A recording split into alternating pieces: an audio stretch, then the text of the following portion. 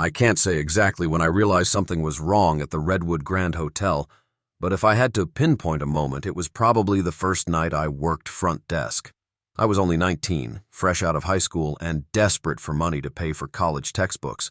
Redwood Grand was the most prestigious hotel in our small mountain town, multiple stories tall, with an antique wooden facade that seemed to gaze down at you like a watchful guardian, or perhaps a silent predator.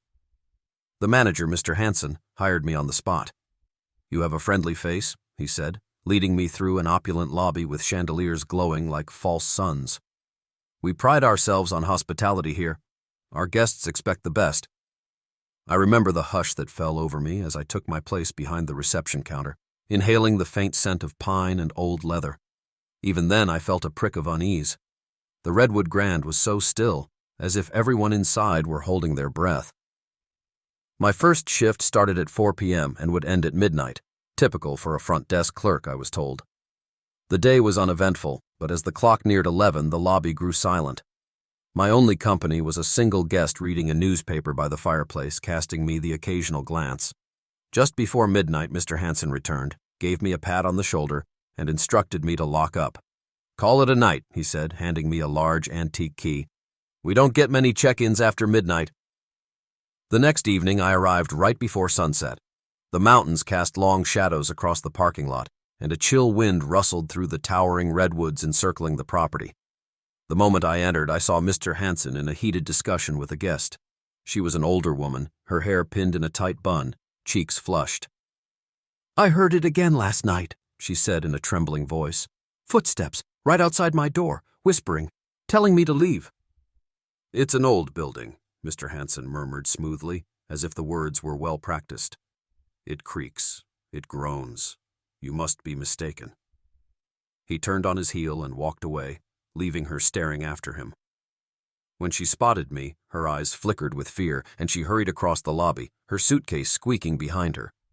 Within minutes, she was out the front door. It struck me as odd that she checked out so abruptly, especially if she was planning a longer stay. The Redwood Grand was known for its ghost stories. Every local heard rumors. Some said the original owner, an eccentric lumber tycoon named Rourke, still wandered the halls at night. Others claimed the hotel had a hidden basement with locked rooms. But those were legends. I never believed them. Not at first. That same night, around 10 p.m., the phone at my desk rang. A scratchy voice, barely above a whisper, reached my ear. "Why are you here?" My spine tingled. "Excuse me?" I asked, thinking perhaps it was a guest with a bad connection. But all I got in return was a shaky breath, followed by the faint echo of static, and then the line went dead. I told myself it was a prank call, maybe some bored local kids. Still, I found myself checking the lobby corners, half expecting to see someone staring at me from the shadows. Over the next few days, my routine settled in. Greet guests, hand out keys, answer questions about the breakfast buffet. But each night, around the same hour, the phone rang and that same whisper spoke, asking strange, unanswerable questions. "Do you know what's in the walls?" it would say, or "Don't stay after midnight." Each time, the line fell silent before I could respond. I mentioned it to Mr. Hansen, but he waved it off. "People make prank calls all the time," he said. "Just ignore them." The more I brought up the subject, the more annoyed he became. Eventually, I stopped asking. But the quiet dread I felt in that hotel only grew, especially when I was alone in the lobby as the clock inched towards midnight. I started to notice other oddities, too. Housekeeping staff refused to clean room 217, whispering superstitions to one another in Spanish. I didn't speak much of their language, but I caught words like haunted and shadows. The one time I saw the inside of 217 was on a housekeeper's day off, when I was asked to drop off extra towels. The room was bitterly cold, even though the heater was on full blast. Its walls had subtle stains, odd shapes like dark blotches near the ceiling. And there was an unmistakable odor of decay, as though something had crawled inside the walls and died. I tried not to breathe too deeply, tossed the towels on the bed, and hurried out. Then I met Gregory, a traveling salesman with a habit of pacing the halls at night. "Couldn't sleep," he explained one evening, leaning on my desk. "Too many noises in the walls, scratching, like animals. But this building is too well maintained for pests. He shrugged, chuckling nervously. I've stayed in 100 hotels, but Redwood Grand has the worst luck. 2 nights ago, the power flickered and I heard chanting. His voice caught, like someone humming a funeral march. I stared at him, my pulse quickening. Did you check with the staff on the overnight shift? I asked. He nodded gravely. They said I must have been dreaming. But the haunted look in his eyes told me he didn't believe that for a second. A week into my job, the older woman who'd left in a hurry returned. She demanded to speak with the manager, but found only me at the desk. With shaking hands, she showed me a collection of photographs.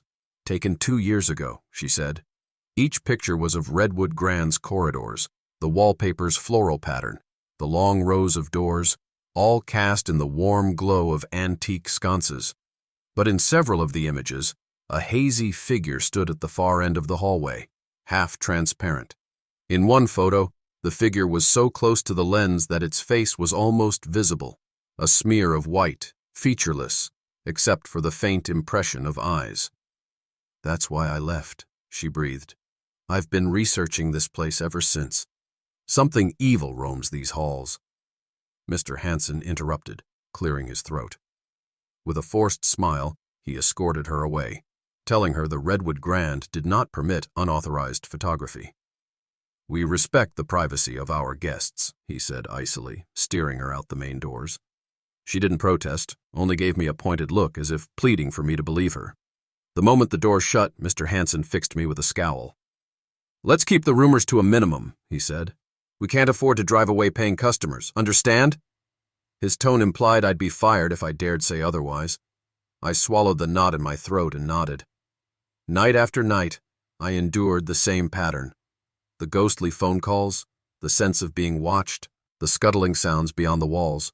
I began to lose sleep, imagining that intangible presence following me home. Still, I tried to rationalize it. Old building, local legends, overworked staff. Maybe Redwood Grand was just a magnet for ghost stories. My breaking point came on a Wednesday. We had only a handful of guests checked in. Around 11 p.m., Gregory rushed down from the 3rd floor, pale as a sheet. Someone's in my room, he gasped. I went to the ice machine, and when I came back, the door was bolted from the inside. I reached for the spare key. Maybe you forgot and latched it yourself, I said, trying to keep calm. He shook his head vehemently. I never used the latch from inside. It's not possible. We rode the elevator to the 3rd floor.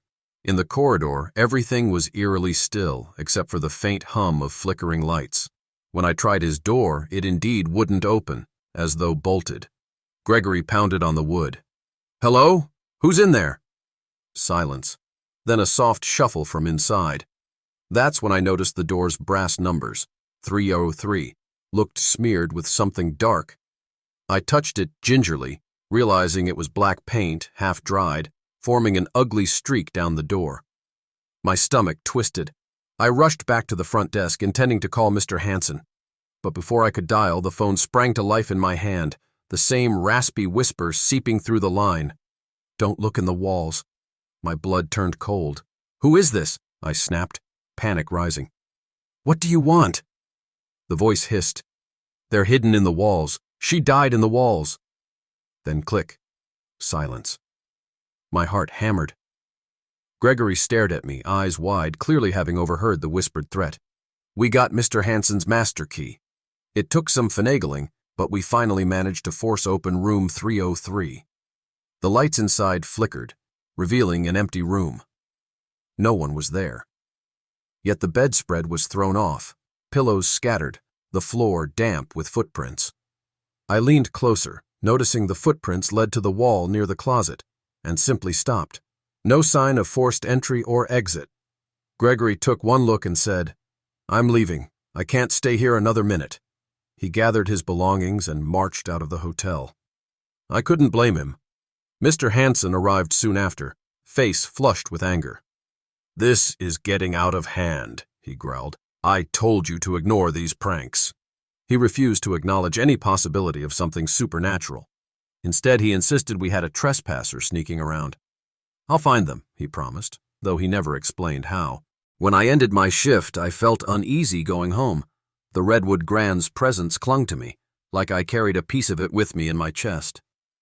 I had nightmares of crawling through the walls, finding hidden rooms where pale-faced figures wept in the darkness.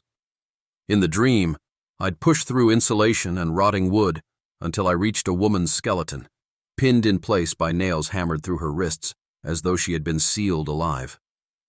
I nearly quit. Fear pulsed through me every time I stepped inside the lobby, but something compelled me to stay. Maybe curiosity, maybe pity for the guests. I needed to know if there really was a tragedy behind these walls.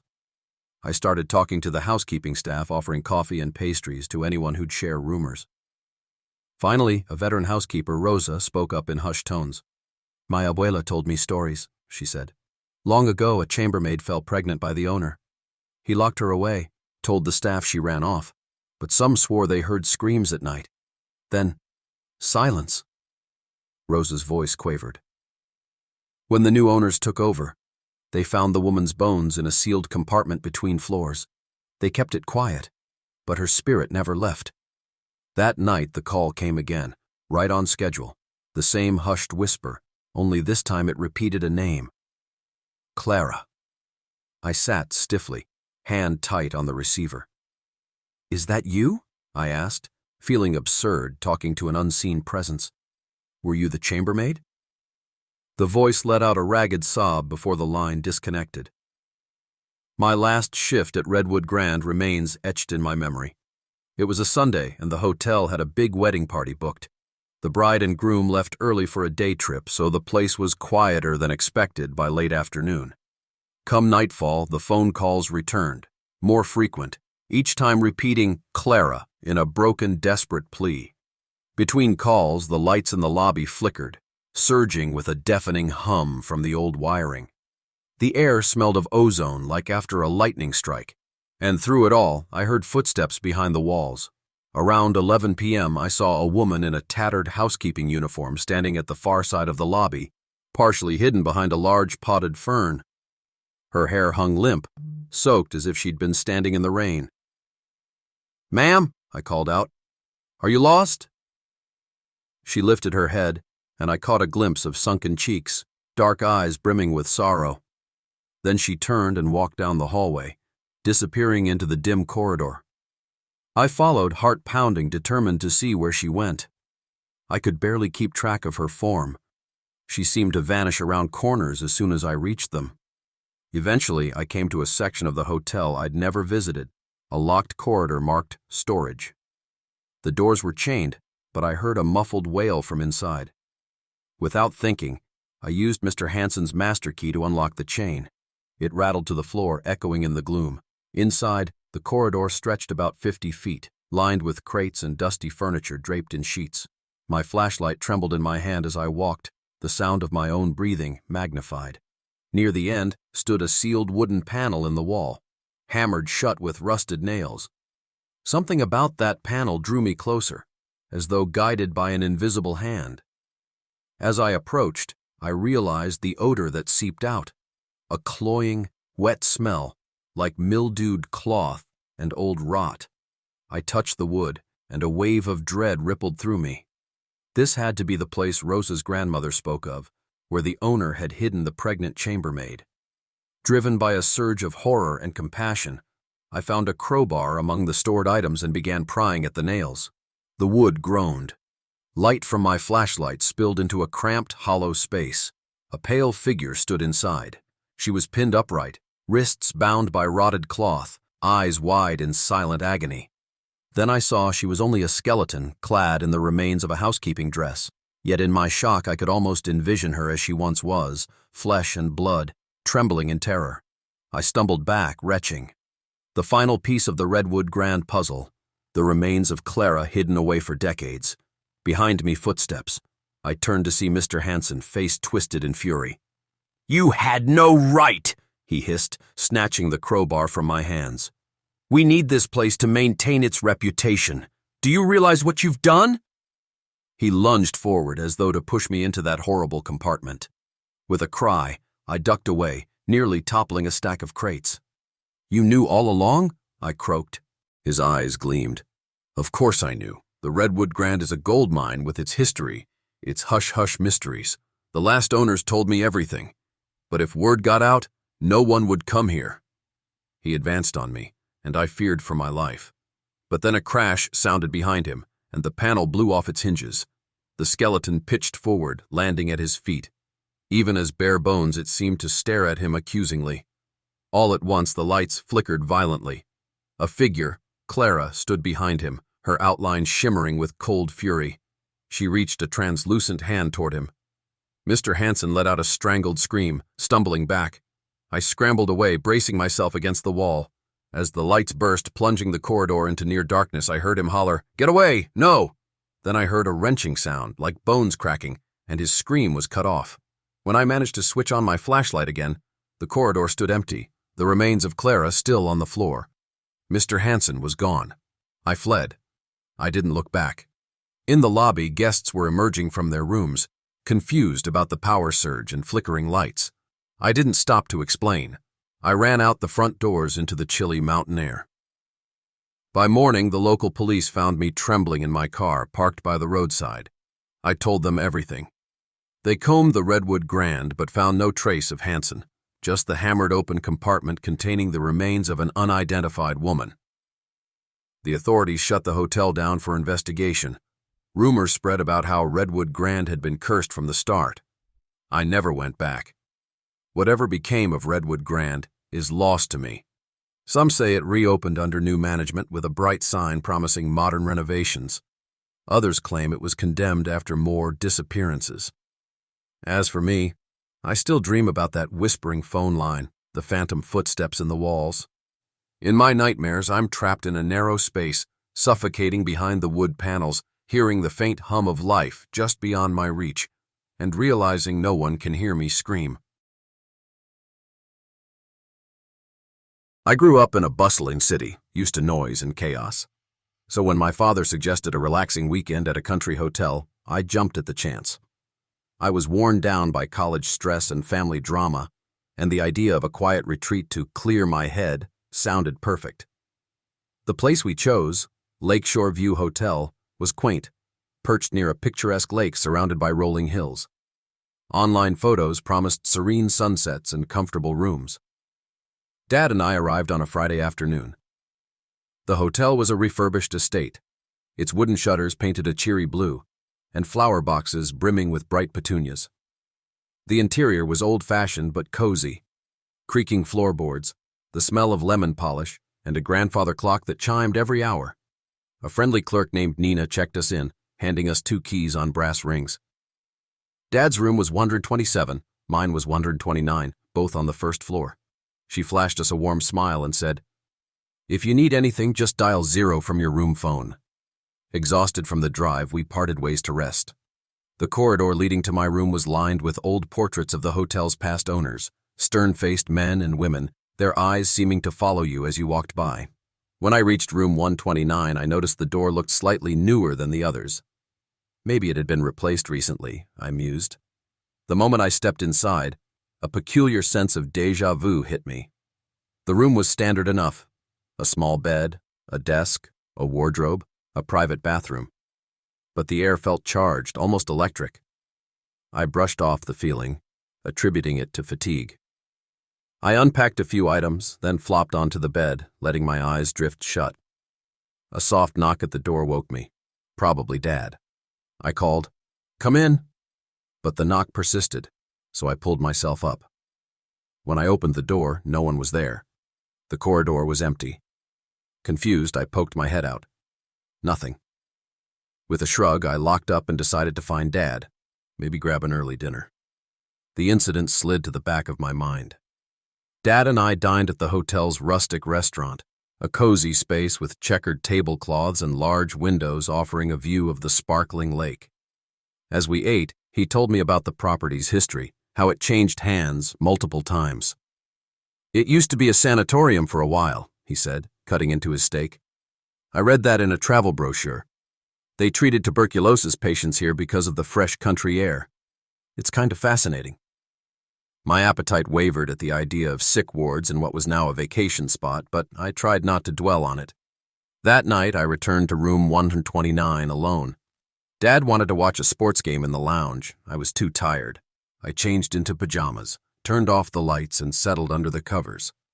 As I drifted off, I heard a faint scratching sound, like fingernails tapping against a wooden surface. I opened my eyes, listening intently. The noise seemed to come from the wall behind the bed. Could it be mice? The idea made my skin crawl. The tapping continued for a moment, then stopped abruptly, replaced by silence. Sometime later, maybe an hour, maybe 3, I woke to darkness and the distinct feeling someone was in the room. My heart hammered. I fumbled for the lamp switch. The warm glow illuminated nothing unusual, just my suitcase by the desk, my shoes near the door, the empty armchair. But I couldn't shake the sense of being watched. Gathering my courage, I slipped out of bed and checked the wardrobe. Empty. Even looked under the bed. Just dust bunnies. Finally, I convinced myself it was a bad dream and settled back in. In the morning, Dad teased me about my tired eyes, joking that maybe a ghost kept me up. I laughed along, but I couldn't forget that prickling unease. I decided to take a walk by the lake to clear my head. The water shimmered under a bright sky, and a few ducks paddled near the shore. I inhaled the crisp air, hoping to shake off any lingering dread from the night. It helped, until I noticed something odd near the far side of the hotel property. An old, boarded-up entrance, perhaps an abandoned wing. The door was labeled "Authorized Personnel Only," though it looked like no one had entered in years. Curiosity got the better of me. While Dad napped in his room, I circled around to that boarded entrance. A sign read, "Under renovation." Yet the wood planks covering the door were rotten, the padlock rusted through. My pulse quickened. This must have been part of the structure when it was a sanatorium. A single window next to the door was shattered, revealing a dark hallway within. As I leaned in, I caught a faint whiff of musty air. Something about that darkness felt malevolent, as though it pulsed with an unseen life. I forced myself to turn away, reminding myself that I was on vacation, not a ghost hunting expedition. That evening, Dad and I joined a guided tour arranged by the hotel staff. A local historian led us through the estate, regaling us with tales of wealthy families who visited for fresh air therapy in the early 1900s. He pointed out a wing that had once housed an operating room for emergency procedures. "They say a few patients died under the knife," he remarked casually, "and rumor has it their spirits remain." We all laughed, though a tense undercurrent lingered in the group. When I returned to room 129 that night, I felt a pang of dread. Part of me wanted to switch rooms, but I couldn't justify it without sounding silly. Instead, I resolved to distract myself by calling a friend. Unfortunately, my phone battery was nearly dead, so I reached for the landline phone on the nightstand, dialed out, and got an earful of static. No dial tone, just a harsh buzzing that set my teeth on edge. I hung up. Then the phone rang immediately, making me jump. I lifted the receiver. More static, then a faint voice crackled through. "Help." "Me." My breath caught. "Hello?" I managed, a tremor in my voice. The line hissed and clicked, then went dead. I set the phone down with shaking hands. Could it be a glitch in the system? Or a prank? I reminded myself of the old building, the poor wiring. Still, I couldn't ignore the wave of dread that washed over me. Sleep eluded me. Past midnight, I heard the scratching again. Tap, tap, tap. This time from the wall adjacent to the hallway. It was more insistent now, like someone scraping to get in or out. I couldn't take it anymore. I swung out of bed, grabbed a flashlight from my suitcase, and marched into the corridor in my slippers, half daring the hotel to show me something. The hall was empty. Room 127 next door was Dad's, so I gave a soft knock, but no answer. He must have gone to the lounge again or drifted into a deep sleep. My flashlight beam revealed old wallpaper with a repeating floral pattern. I pressed my ear against the wall. Nothing. Just silence. Annoyed and embarrassed, I turned to go back, but then I felt a subtle draft near the baseboard, as if air was flowing through a hidden gap. My eyes followed the corridor to a supply closet. The door was slightly ajar. Why would staff leave it open at this hour? I tiptoed over, shining the flashlight inside. It was cluttered with cleaning supplies, towels, and a battered wooden ladder. And at the back of the closet, hidden behind a mop bucket, was another door, this one half-sized, like it led to a crawl space. The strange draft was stronger here. Curiosity flared again, though every instinct screamed to go back to bed. I tugged on the small door. It opened with a creak, revealing a cramped passage. The air was thick with dust. My flashlight caught glimpses of old pipes and structural beams. It seemed to run parallel to the hallway, behind the walls. That explained the draft, and possibly the tapping. Maybe rodents scurried through here, or the wind made odd echoes. Eager to dispel my fears, I crawled in. The passage was tight, forcing me to stoop. My slippers slid on debris-strewn floors, bits of plaster, dead leaves, and bandages. My gut twisted. Gauze strips, brittle with age, lay scattered. Further in, I found a small, windowless chamber that might have been used for storage when the building was a sanatorium. My beam fell across an abandoned wheelchair, its seat cracked and dusty. A jolt of fear made me freeze. Why hide a wheelchair in a crawl space? As I stepped closer, something behind me scraped. I spun around, heart pounding. Nothing was there. But the wheelchair began to rock, squeaking faintly. I choked back a gasp, convinced I was caught in some bizarre dream. Then I noticed the wall behind the wheelchair had deep scratch marks, arranged in a frantic pattern as though someone trapped had tried to claw their way out. I felt my blood turn to ice. A whisper, barely audible, drifted through the stale air. "Please, help." My flashlight flickered. The hair on my arm stood up. "Hello?" I croaked. "Is someone there?" Silence. Then the wheelchair's front wheels jerked an inch, scraping the floor. I stumbled backward, nearly tripping over a pile of rubble. "This can't be real," I muttered. Suddenly, I heard footsteps, shuffling, uneven. They echoed from deeper in the passage, where the darkness was thick as tar. Another whisper. "Don't leave me." My mind raced. Was it a ghost? An echo of a patient from decades past? Every rational thought told me to run, but part of me ached with pity for the voice. "I'm sorry," I whispered, tears threatening. "I don't know what to do." As if in answer, the footsteps rushed forward. I glimpsed a figure, hunched, silhouetted, with limbs too thin, eyes reflecting my flashlight in an inhuman glow. A rasping moan filled the cramped space. Panic ignited. I bolted back the way I came, panting, scraping my arms on the narrow walls. The small door to the supply closet loomed ahead, and I burst through it into the corridor, slamming it shut behind me. My heart hammered so hard I thought I'd collapse. Sometime later, I mustered the courage to tell Dad. He looked alarmed but tried to stay rational. "You were half asleep," he said gently. "It must have been a dream or your imagination running wild." But I couldn't let it go. I told him about the door in the supply closet, the crawl space, the wheelchair. "You want me to come with you? We'll check," he offered. My mouth felt dry, but I nodded. Together, we found the supply closet. Strangely, the small door was gone, replaced by a solid wall of freshly nailed boards. My jaw dropped. Dad pressed a hand to it, finding it sturdy. "Looks like the staff sealed it off," he said, confused. I banged on the boards, calling out. No hollow echo. It was as though the passage never existed. The sight of new nails and raw wood made my stomach churn. Someone had closed it up after I left? Why? We confronted Nina at the front desk. Her expression darkened. "We found an unauthorized area," she explained curtly. "For safety reasons, we sealed it. This is an old property with many hazards." Dad demanded more information, but Nina avoided his gaze. "It's best you don't worry about that. The hotel is safe. Enjoy your stay."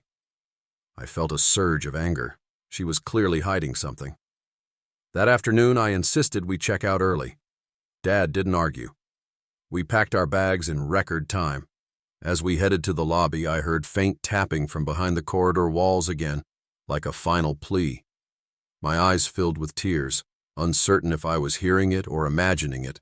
Either way, I couldn't bear to stay. We left Lakeshore View Hotel, ignoring Nina's polite half-smile and hollow eyes. The moment we drove away, a weight lifted from my chest. Yet I couldn't shake the lingering guilt. I kept thinking about the voice I heard in the crawl space, begging for help. Was it the spirit of a patient who died alone when this was a sanatorium? Or an echo trapped in the building's hidden passages?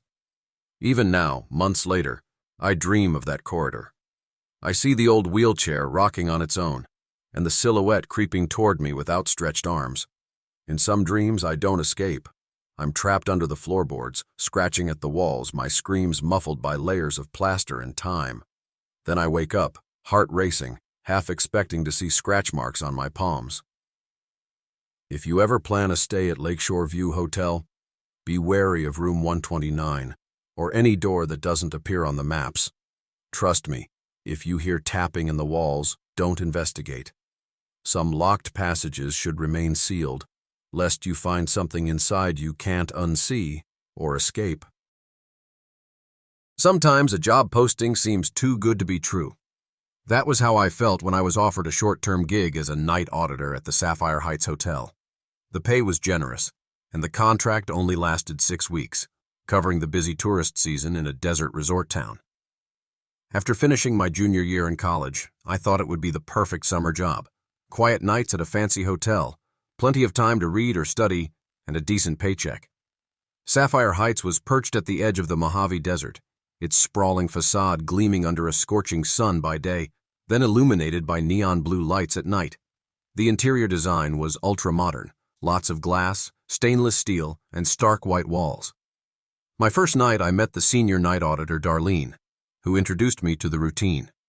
Run end-of-day reports, settle accounts, handle any overnight calls or guest needs. Easy enough, right? But from the moment I arrived, I felt like a piece of the puzzle was missing. Staff members looked on edge. The bellhop, Travis, gave me a pitying glance as I clocked in. "You sure you're good working, Graveyard?" he asked quietly. "We get interesting folks at night." I shrugged it off, figuring he was joking. I soon discovered he wasn't. That night, around 2 a.m., a distressed guest hurried up to the front desk. "There's someone in the hallway," she stammered, voice quivering. "He's crawling." My skin prickled. "Crawling?" I echoed. She nodded frantically. "On all fours like an animal. I asked if he needed help, but he just turned his head like—" She shuddered. "It wasn't human." I called security, but by the time they arrived on the 9th floor, the hallway was empty. The cameras showed no one crawling around. The guest insisted she wasn't imagining things. I believed her. Something about her terror seemed real. But Darlene, half asleep in her office, dismissed it. "Happens a lot," she yawned. "Stress, heat, maybe a drunken tourist. People see things at 2 a.m. The following nights, I noticed the building's lighting system sometimes flickered. Sapphire Heights had a unique design. Each floor's corridor glowed in a soothing blue hue, meant to create a calming resort vibe. But around 3 a.m., the lights on certain floors would dim for no apparent reason. Each time, a flicker of movement caught my eye on the security monitors, but it was never clear, just a shape in the corner of the screen. One night, I had to deliver a spare key to a locked-out guest on the 10th floor. I'd been told housekeeping avoided that floor whenever possible, but I thought that was just rumor. The elevator ride was unnerving. The overhead lights flickered, and I felt an odd pressure in my ears, like I was descending instead of going up. When I stepped into the 10th floor corridor, the air felt stale, with an underlying odor of sulfur. My footsteps echoed too loudly, like the hallway was deserted, even though multiple rooms were booked. I found the guest waiting near room 1009. She was pale, hands trembling. "It locked behind me," she said. "But I left my purse inside and—" Her voice wavered. "I swear I saw a man standing at the end of the hallway. When I looked again, he was gone." She forced a laugh. "It's silly, right?" I quickly unlocked her door, feeling spooked myself. We exchanged awkward smiles, and she ducked inside, shutting the door with undue haste. On my way back to the elevator, the lights flickered again, casting the corridor in momentary darkness. In that brief flash, I glimpsed a figure at the far end, hunched, limbs distorted. Then the light stabilized and it was gone. My pulse pounded. I sprinted to the elevator, hammered the down button, and didn't breathe until the doors closed. It became a pattern. Each night, around 2 or 3 a.m., guests reported bizarre sightings, a figure crawling on the walls, a face peeking around corners, distant wailing. The cameras only caught flickers of motion or static. I confronted Darlene about it again, but she remained dismissive, telling me to toughen up. However, I noticed the dark circles under her eyes, the nervous way she sipped coffee. She was just as disturbed as I was, but perhaps too jaded to show it. A turning point came when a housekeeping supervisor found a large patch of black slime oozing from a ceiling vent on the 8th floor. Maintenance. I started hearing hushed rumors about the land on which Sapphire Heights was built, that it was once a mining area where workers died in a collapsed shaft. Others whispered about an ancient burial site. No official record confirmed these stories, but the fact they circulated among employees was telling. Something was seriously off.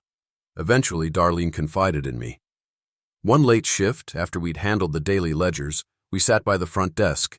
She admitted that every year, around the hottest months, the hotel experienced these manifestations.